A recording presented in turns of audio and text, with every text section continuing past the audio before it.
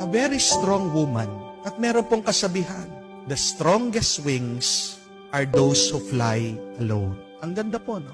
Mga pinakamalakas na pakpak, mga pinakamatayog lumipad ay yung mga mag-isa. When you are alone, God knows that you can do it. Bakit pinapabayaan ka ng Diyos sa mag-isa? Kasi alam niya kaya mo. Kasi alam niya malakas ka. Kasi alam niya ikaw lang sa iyong kakayahan magtatagumpay ka. Huwag kang mag-alala.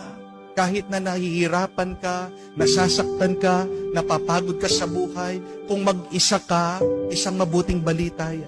Hindi ka papabayaan na mag-isa ng Diyos kung hindi naniniwala ang Diyos sa iyong kakayahan. Remember this, our pains teach us to be stronger. Our tears teach us to be braver. And our broken hearts teach us to be wiser. Kung mag-isa ka, dumadaan sa mga pagsubok at problemang ito, ikaw ay tinutulungan lang ng Diyos maging mas malakas, maging mas matatag, at maging mas matalino. Trust in your ability. Trust in yourself.